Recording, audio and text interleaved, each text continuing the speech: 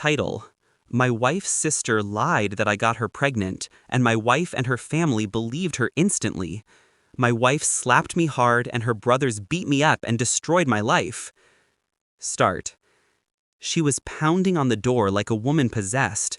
Each thud echoed through the empty house, shaking the calm I had built over years of silence. I didn't move. I just sat there, glass in hand, watching her shadow through the frosted glass. Her voice cracked. "Please, open the door. I know you're in there." And just like that, her desperation confirmed what I already knew. She had finally discovered the truth. The truth I let her find. 3 years ago, I was the kind of man who believed family could never turn on you. I loved her, my wife, Sana, more than I thought love could allow. Her laugh, her warmth, the way she'd fall asleep on my shoulder during movies, it all felt unshakable. Her family adored me too, or so I thought. Until that night.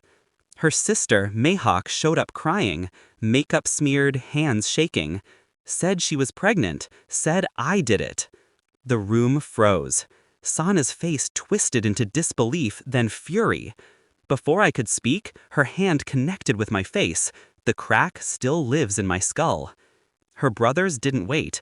They beat me until I couldn't stand, shouting every curse they could find. No one listened. No one asked for proof.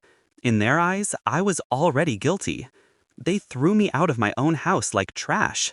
My business, my reputation, gone in days. My mother's heart gave out a month later. That was the final nail. So I vanished. Booked a one-way ticket to a country where my name meant nothing. And I swore, nothing I did would ever be meaningless again. Revenge doesn't start with anger. It starts with silence. In that silence, I rebuilt. New city, new identity. I took the pain and folded it into patience. I studied law, investigative systems. I learned how lies decay when exposed to light. And I learned how to make that exposure look accidental. But I didn't act yet. No, I waited for them to rot in comfort. Until I found something. A small news piece from my hometown. Mayhawk had married a man named Rafiq. A year later, she was divorced. Unfaithfulness, the article said. Perfect. That was my opening. I went back quietly. No grand entrance, no announcement. Just a ghost walking streets that once spit on him. I started with Rafiq. Found him at a seedy bar. Bought him a drink. He didn't recognize me. He talked easily. Bitterness loosens tongues. Mayhawk had confessed to him, he said. She had lied about the pregnancy to destroy her sister's marriage. Because she wanted me. Her words, not his. He showed me a recording. She'd left it on his old phone in a drunken rant. I listened to her voice trembling through the speaker, admitting every detail, every manipulation, every lie. That was all I needed. I copied the file, paid the man generously, and disappeared again. I sent anonymous letters first, one to Sana, one to her father. Each contained a USB drive, the recording, with a simple note, "You believed her. Now listen." I knew what would follow. I knew Sana would crumble. I knew her father would demand answers. And I knew Mahak, cornered, exposed, would run. So I left breadcrumbs, a false address, a phone number that led her straight to me. Now she was at my door. My wife, the woman who'd slapped truth out of my life. When I finally opened it, she looked broken, eyes red, voice barely a whisper. "I'm so sorry," she said. "I didn't know." I let her talk. I let her drown in her own guilt. Then I spoke, calm, controlled. "You believed a liar because it was easier than trusting me." She fell to her knees. "I lost everything," she whispered. I almost laughed. Welcome to my world.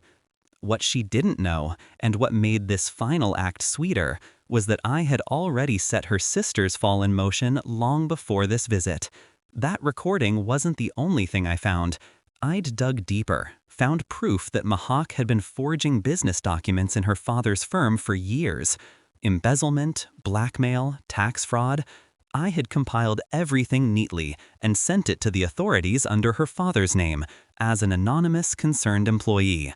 By the time Sana showed up, the police were already raiding Mahak's home, and her father, the man who once spat in my face, was being questioned for negligence. The whole empire they'd built on arrogance and blood was crumbling. She stayed on her knees, crying, begging for forgiveness. I watched her, the way you'd watch the end of a movie you've waited years to see. "Do you hate me?" she asked.